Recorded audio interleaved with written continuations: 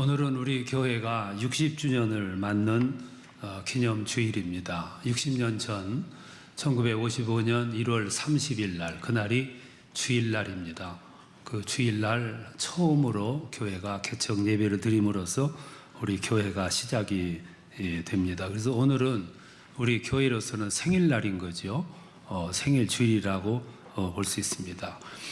60년 전 그때는 6.25 전쟁이 막 끝나고 나라가 어수선하고 또 미래가 막막하고 현실이 아주 말도 아닌 그때 교회 주춧돌을 놓으면서 우리 민족에게 희망을 주자, 그리고 우리 사회를 섬기고 이웃을 돌보자, 그런 뜻에서 교회가 시작이 됐을 겁니다.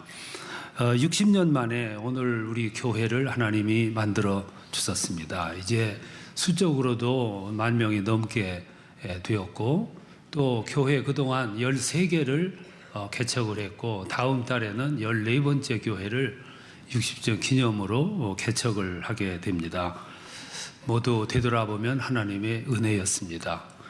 그리고 교회는 크든 작든 그 교회가 그 지역에서 할 일을 다 해야 그 교회가 건강한 교회, 또 하나님이 기뻐하시는 교회가 될 수가 있습니다.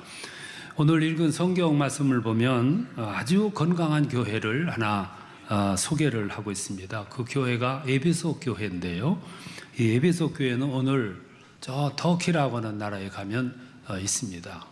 그 옛날에 그 교회 어땠는가는 지금 볼 수가 없지만 그냥 돌무더기가 쌓여있는 흔적만 남아있는 그런 교회로 남아있는데, 그 모습만 봐도 과거에는 참 화려했구나 하는 것을 우리가 보게 됩니다.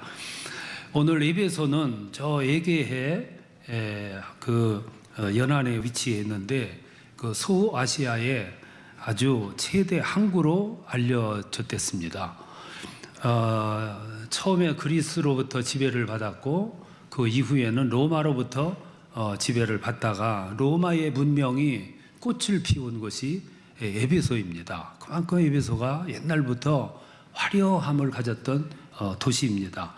그 에베소 중앙에 아르데미스라고 하는 신전이 하나 있는데, 사도행전 19장에 보면 그 신전을 아데미 신전이라고도 불러요.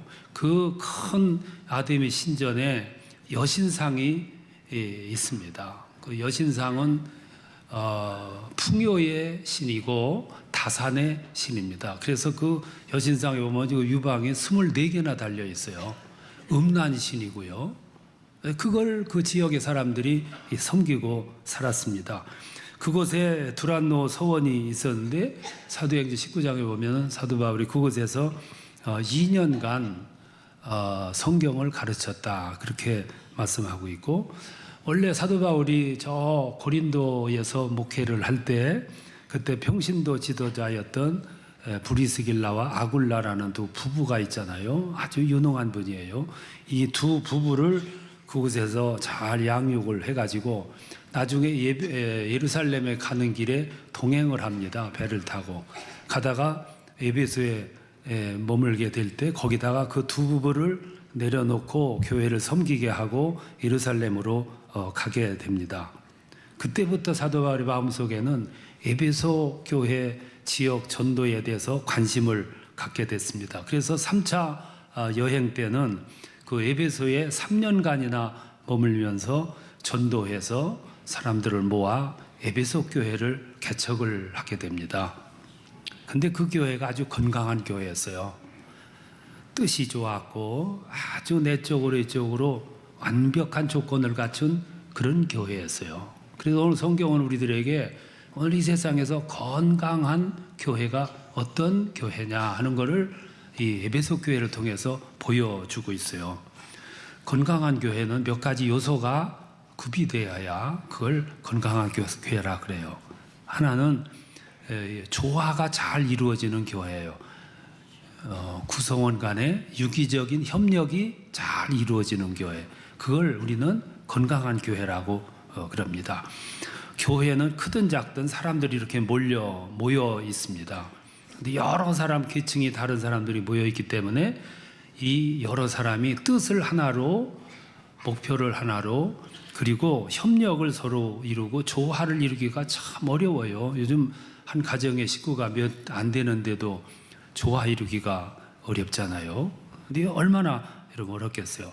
근데 그 교회에 브리스길라와 아굴라 부부가 있어요. 평신도 지도자지요. 아주 좋았어요. 생각이 좋았고 뜻이 좋았고 그리고 신앙이 참 좋았어요. 그래서 그 교회를 아주 잘 섬겨가지고 조화를 이루고 균형을 이루고 그리고 그 협력이 잘 되는 교회를 만들었어요. 원래 이 두 부부는 로마에서 살았습니다. 그런데 글라우디오라고 하는 황제가 나타나가지고 유대인들 추방을 시켰어요. 그래서 이 부부가 고린도로 와서 살게 됩니다. 그때 사도 바울과 만나요. 그리고 사도 바울은 그들을 잘 양육을 해서 아주 좋은 평신도 지도자로 많습니다.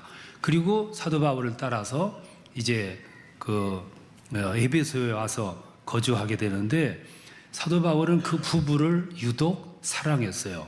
왜 사랑했냐면은 사도 바울의 꿈은 장차 꿈은 로마 전도지만 에베소 전도하는 것을 또 뜻을 세우게 됩니다. 그런데 아굴라 부부는 로마에서 오래 살았기 때문에 로마 정보를 너무 많이 아는 거예요.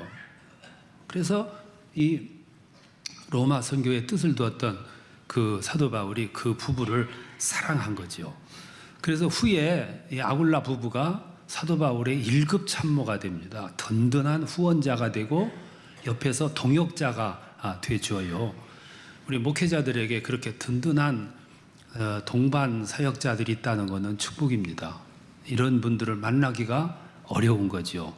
그래서 로마서 16장에서 로마서 기록을 끝내면서 그 아굴라 부부에 대한 언급을 해요. 여기 보면 이렇게 언급을 합니다. 그들은 내 목숨을 위하여 자기들 목까지 내놓았느니라. 나뿐 아니라 이방인 모든 교회들도 그에게 감사하느니라. 이건 굉장한 사건이죠. 그러니까 사도 바울의 목회 여정에서 이 브리스길라와 아굴라라는 부부를 잊을 수가 없는 거죠. 그래서 사도 바울은 그 부부에게 성도들 양육할 수 있도록 사역을 위임을 해요. 그래서 이 고린도 교회를 그 에베소 교회를 크게 부흥을 시켰는데, 근데 나중에 알렉산드리아 사람 아블로라는 사람이 그 시대에 굉장한 웅변가였습니다. 지성인이었고 그리고 엘리트였어요. 세례 요한의 제자였습니다. 근데 불행하게도 이분이 웅변도 잘하고 또 율법에도 능통한데 이 부활에 대해서, 성령에 대해서는 전혀 알지를 못해요. 그러니까 사도 바울께서 이 아굴라 부부에게 저 사람을 좀 양육을 하라. 그래서 이 부부가 그 아블로를 양육을 해요. 복음을 제시를 하고 십자가를 전하고 부활을 전하고 해서 아주 건실한 사도로 만들어요. 그래서 후에 고린도 교회 가서 아블로가 목회를 하는데 고린도 교회를 크게 부흥시키잖아요. 그리고 사도 바울은 고린도전서 3장에서 이렇게 언급을 합니다. 나는 심었고 아블로는 물을 주었으되, 그 말은 나는 전도해서 사람들을 모아놨는데 그들을 물을 주고 가꾸고 양육한 사람 누구냐면 아블로라 그 말이에요. 그리고 나는 심고 저는 돌보고 가꿨지만 오직 자라나게 하시는 이는 하나님이시니라. 이렇게 언급한 것이 그래서 나온 말씀이거든요. 에베소 교회가 아주 건강했던 건 두 가지 요소를 가지고 있었기 때문이에요. 하나는 평신도들이 아주 우수했어요. 여러분, 교회마다 건강한 교회는 평신도들이 훈련이 잘 됐어요. 평신도는 사람의 몸으로 말하면 허리와 같은 역할을 하는 분들이에요. 가서 전도하고 그들을 양육하고 그들을 돌보는 거죠. 그래서 교회는 숫자도 많아야 되고 크기도 커야 되지만 그렇다고 교회가 건강한 것은 아니에요. 건강한 교회는 그 교회에 담고 있는 평신도들이 건강해야 돼요. 역할이 건강하고 신앙의 질이 건강해야 됩니다. 그게 건강한 교회예요. 또 하나는 에베소 교회 장로들이 아주 건강했어요. 인정이 넘쳤고 신선했고요. 그리고 그 감성이 있는 그런 지도자들이었어요. 사도 바울께서 그 여행을 종료를 하고 예루살렘으로 귀환합니다. 귀환하는 도중에 밀레도라는 곳에 거쳐가요. 근데 사도 바울의 마음속에는 에베소를 잊지를 못합니다. 그래서 에베소를 거쳐갈까 하는데 너무 거기서 멀어요. 105km나 405km나 되니까 굉장히 먼 거, 45km니까 먼 거지요. 그래서 그들 보고 오라 그랬어요. 그랬더니 거기서 길도 나쁘고 자동차도 없던 그 시대에 45km를 단숨에 밀레도까지 그 에베소 교회 장로들이 온 거예요. 거기서 오랜 동안 담소를 하다가 마지막에 사도 바울께서 그 장로들에게 뭐라고 그러냐면은 앞으로 얼마나 많은 환난이 오고 고난이 오고 어려움이 올지 모르니까 성도들을 잘 돌보라. 그 말 듣고 이 사도 바울 장로들 서로 얼싸안고 눈물로 이별했다 그랬어요. 이거 사도행전에 여러분 그거 다 나오는 그런 말씀들이잖아요. 그러니까 에베소 교회는 평신도들이 아주 좋았고요. 지도자들, 장로들이 아주 좋았어요. 거기다가 아굴라 부부 같은 사람이 있었고 사도 바울이 거기서 심혈을 기울여서 가르쳤고 그리고 양육을 했어요. 그게 얼마나 건강하겠어요. 그게 에베소 교회라고요. 두 번째는 조화도 이루어지고 협력도 이루어지는 교회예요. 이게 여러분은 굉장히 중요한 거예요. 그런데 그것뿐만 아니고 지성과 영성이 겸비된 이 환경, 이것이 건강한 교회예요. 사도 바울께서 에베소 교회를 개척하고 3년 동안 성도들을 가르치고 양육을 해요. 그런 다음에 그 교회를 누구한테 대목회자를 부르냐면 디모데를 불러다가 맡겨요. 이 디모데는요 영성과 신학이 뚜렷한 사람이잖아요. 소명감이 분명하고요. 그러니까 에베소 교회가 든든할 수밖에 없는 거 아닙니까? 수준 높은 교회가 된 거예요. 교회가 수준이 높다는 얘기는 구성원들이 고학력이고 생활 수준이 높다, 그게 말하는 게 아니에요. 교회가 수준이 높다는 얘기는 어려움이 오고 환난이 오고 시험이 올 때 그거를 믿음으로 잘 극복해내는 능력을 가진 사람들이 많은 교회가 수준이 높은 교회예요. 이걸 여러분 앞서가는 교회라고 그러잖아요. 시련이 왔을 때 그걸 잘 이겨나갈 수 있는 신앙 내용과 중심이 있는 사람들이 많이 모여있는 교회, 그게 든든한 교회지요. 에베소 교회에 니골라당의 유혹이 있었어요. 이단이죠. 니골라당은 말씀을 등한히 하고 신비주의를 추구하는 이단이 니골라당이에요. 사도행전을 보면 7집사를 뽑아요. 그 7집사 중에 마지막 뽑힌 사람이 니골라예요. 이 니골라가 신비주의를 추구해요. 막 성령 시대니까 은혜를 받고 주체할 길이 없으니까 이걸 막 신비주의로 나가요. 그러니까 말씀이 없고 신비주의로 나가니까 이단화되는 거죠. 근데 그때 당시 사람들이 많이 거기 빠졌거든요. 흔들렸고. 그래서 계시록 2장 15절에 보면 니골라당 교훈을 따르는 자가 있다 이렇게 책망을 해요. 그게 버가모 교회예요. 버가모 교회는 막 흔들렸어요.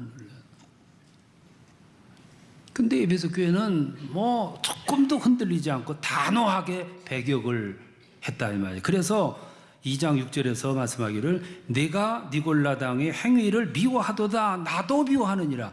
그러면 잘 극복했다 그 말이에요. 물리쳤다 그 말이죠. 그러니까 에베소는 말씀이 든든했고 분별력이 있었단 말이죠. 이게 여러분 든든한 교회예요. 우리 신앙인들도요, 오래된 신앙인들도 신앙 직분이 있는 분들도 이단이 막 준동할 때는 흔들려요. 막 따라갈 때 혼자 가냐면 아니에요. 또 끌고 가. 왜 그러냐면 기초가 부실해서 그래요. 통일교가 참 그 전성기 때 목회자들도 얼마나 거기 넘어갔는데요. 목회자들도 기초가 부족하면 넘어져요. 유혹받고. 막 넘어가는 거죠. 근데 에베소 교회는 사도 바울로부터 양육받았고 디모데로부터 양육을 받아요. 거기에 아주 유능한 브리스길라 부부가 양육을 해요. 이게 아주 든든히 서가는 그런 교회죠. 뿐만 아니라 에베소 교회에 가지고 있는 자질 가운데 하나가 영성이었어요. 사도행전 19장 5절에 보면 사도 바울이 거기서 전도를 해요. 많은 사람들이 회심을 해요. 몰려오니까 그들을 세례를 줍니다. 세례 주니까 성령이 거기에 임하신 거예요. 성령이 임하시면 표징이 나타나잖아요. 그러니까 사람들이 방언하고 예언하고 신유의 능력이 나타나서 막 치유 역사가 일어나고 귀신이 막 물러나가는 이런 역사가 일어나요. 그게 무슨 얘기냐면 에베소 교회는 말씀도 살아있었고 영성도 살아있었다는 얘기예요. 여러분 건물을 지을 때 철근을 건물의 비중만큼 크기로 넣어야 됩니다. 그리고 거기다 건물을 얹어야 든든해요.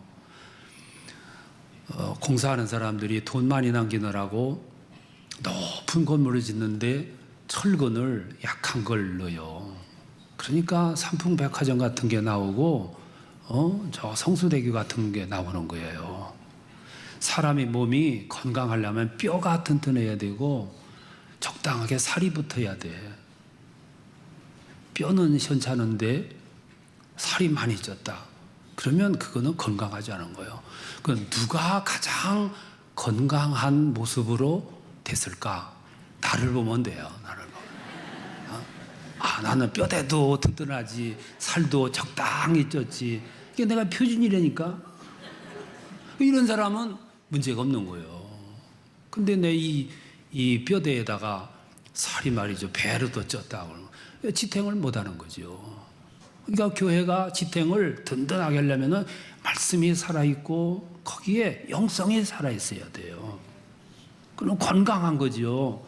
흔들림이 없는 거죠. 그러니까 에베소 교회는 지적 능력하고 영적 능력이 완비가 됐어요. 오늘 교회 부흥을 사람들이 오해를 하는데 교회 부흥은 사람이 하는 것이 아니고 프로그램으로 하는 게 아니에요. 오늘 교회가 너무 인위적인 것이 많고 프로그램이 너무 많아요. 그래서 교회가 오염된 거예요. 교회 성장은 사람이 프로그램이 하는 게 아니고 성령이 하시는 거예요. 성령은 교회를 부흥시키시는 이시라고 자꾸 회심시키고 변화받게 하고 그래서 그 변화받은 사람들이 모여서 공동체를 이룬 것이 교회잖아요, 여러분. 근데 오늘 교회 보면 피해단 가운데 하나가 자꾸 이성을 추구하는 교회가 있어요. 이성주의로 빠져버려요. 그러니까 이성주의는 성령의 역사를 자꾸 배제하는 거예요. 그 회심의 역사가 직언하고 성령의 임재가 없고 인본주의로 빠지잖아요. 그런가 하면 또 어떤 교회는 지성을 너무 배격하고 신본주의로 빠져요. 영성만 추구하니까 도중에 뼈대가 약하니까 무너지는 거죠. 둘 다 병든 거예요. 그런데 에베소 교회는 말씀도 살아있었고 영성도 살아있었고 아주 건강한 교회죠. 또 하나는 교회가 그것만 가지고는 안 돼요. 하나가 이웃을 섬기는 거예요. 교회는 저 산속에 아니면 저 애딴 곳에 위치한 교회는 하나도 없어요. 다 세속 한복판에 있어요. 그 말은 그 세상을 책임지라는 거예요. 섬기고 책임지고 나누고 돌보라는 그런 뜻이죠. 사도 바울께서 저 에베소를 떠날 때 사건이 하나 발생했습니다. 그게 뭐냐면 거기 여신상이 있다고 말씀드렸잖아요. 그 여신상을 은으로 동으로 금으로 만들어서 파는 그래서 먹고 사는 사람들이 많았어요. 그들을 은장색이라 그래요. 그 은장색 가운데 메테드리오라고 하는 사람이 이 신상 모형을 만들어 가지고 팔아먹고 살던 사람인데 사도 바울께서 막 전도하러 다니면서 우상에 대해서 말씀을 하니까 사람들이 우상이 무언가를 알게 됐어요. 그래서 그 신상을 안 사요. 그러니까 수입이 줄어든 이 메테트리오라는 사람이 얼마나 흥분을 해가지고 사람들을 막 모아가지고 선동을 해가지고 소동을 일으켜서 사도 바울이 전도하는 곳에 포위해가지고 잡아 죽이려고 찢어 죽이려고 험악하게 덤비는데 하나님의 역사가 참 묘하지요. 그 순간 누구를 거기에 파송하냐면은 서기장을 파송해요. 그 서기장이 누구냐면 에베소 치안 담당 최고 책임자예요. 이 사람이 공권력을 발동을 해가지고 사람들을 불사시켜요. 흩어버리고 사도 바울을 구출합니다. 묘하잖아요. 그 위험한 순간에 믿지 않는 사람을 동원해가지고 사도 바울을 구출을 해요. 근데 가만히 보세요. 서기장이 누구였냐면은 나는 그리스도인의 제자요, 그리스도인이다 표방은 안 했지만 사도 바울이 전도를 보았고 에베소 교회가 세상을 향해서 열린 마음을 가지고 섬기고 나누고 또 봉사하는 그 모습을 쭉 보면서 감동을 받은 거예요. 그러다가 유사시가 되니까 나는 예수의 제자다 이렇게는 안 했지만 자신도 모르게 예수의 제자로 탁 나타난 거예요. 아리마대 요셉과 똑같은 사람이에요. 아리마대 요셉은 그때 당시 국회의원이었어요. 나는 예수의 제자다 말 안 했어요. 그런데 예수님이 십자가에 죽으시고 날은 저물었는데 시신 인수에다가 장례를 치러야 되는데 제자들 다 도망가고 여인들은 눈물만 흘리고 앉았고 로마 병정들 제사장들은 팔짱 끼고 바라만 보고 그때 누가 나타나느냐면 아리마대 요셉이 탁 나타나서 빌라도에 찾아가서 담판해가지고 예수의 시체를 인수에다가 무덤에 장사하니라. 그리고 성경을 말씀하기를 그도 예수의 제자로라. 평소에는 제자라는 말 하지도 않았어요. 근데 위기에 처하니까 아무도 나타날 사람이 없으니까 그때 자기가 탁 나타나는 거예요. 이게 뭐냐 하면은 교회가 평상시에는 비난도 받아요. 때로는 돌발매질도 받아. 근데 교회가 위기에 처했을 때는 숨어있는 사람들 속에 제자가 나타나는 거예요. 서기장 같은 제자가 나타나가지고 위기를 모면하게 하고 사도 바울을 빼주는. 그러니까 그 시대의 교회는 양심으로 살아야 되고요. 윤리적으로 살아야 되고 그 시대의 교회는 나눠야 돼. 세상과 함께 해야 되고요. 빛이 돼야 된다고요. 의를 이루어야 된다고. 그러면 사람들은 알게 모르게 자신도 모르게 이슬비에 옷이 젖는 것도 모르고 있다가 보니까 젖은 것처럼 그런 삶으로 이렇게 살아갈 때 사람들이 복음으로 자신도 모르게 적셔지는 거예요. 그러다 어느 순간이 되면 그들이 제자로 나타나는 겁니다. 제자로. 에베소 교회는 그 영향을 끼친 거예요. 그런데 에베소 교회가 단점이 하나 있었어요. 그게 뭐냐면은 처음 가졌던 사랑이 시간이 가니까 식어진 거예요. 그래서 성경은 지적을 하고 있어요. 4절에 보면 너를 책망할 것이 있나니 너희 처음 사랑을 버렸노라. 5절 그러므로 어디서 떨어졌는지 생각하고 회개하여 처음 사랑을 회복하라. 만일 그렇지 않으면 내가 네게 가서 네 촛대를 그 자리에서 옮기리라. 귀 있는 자는 들을지어다. 에베소 교회가 처음에 온전하던 교회인데 세월이 가다가 보니까 처음 사랑이 식어진 거예요. 처음에는 니골라당의 집요한 유혹도 물리쳤어요.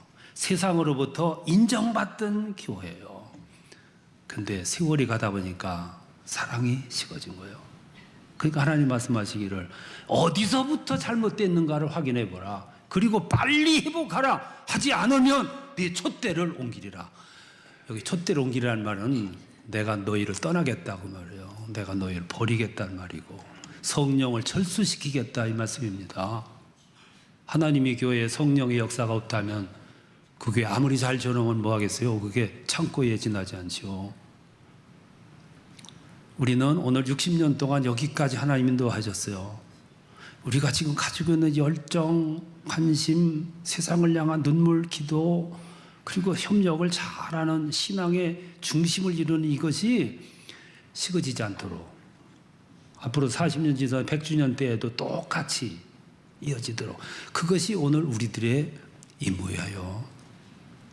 그렇게 가다 보면 여기서 수많은 인재들이 많이 만들어질 거고 그들을 만들어서 세상에 내보내면 그들이 가서 역사를 하면 그것이 이 교회가 할 일을 다 하는 거예요. 그리고 이 지역은 우리 교회가 책임지는 거예요. 그때 하나님은 우리 교회를 떠나지 아니하시고 늘 함께 하실 뿐만 아니라 여러분 주변에서 여러분 삶을 이끌어 주시고 우리의 자손대에 가서 그들을 크게 높이 들어 쓰시고 교회는 날로 더 부흥할 것이고 세상의 빛으로 소금으로 역할을 다하는 교회가 될 줄로 믿습니다. 이 일을 이루기 위해서 우리가 쉬지 않고 기도해야 되고 힘써 전도해야 되고 그리고 하나님의 교회를 아름답고 더 건강한 교회로 만드시기 위해서 힘써야 됩니다. 60주년을 맞이해서 다시 한번 우리 자신을 되돌아보고 미래를 계획하는 그런 축복의 주일이 되시기를 축원합니다.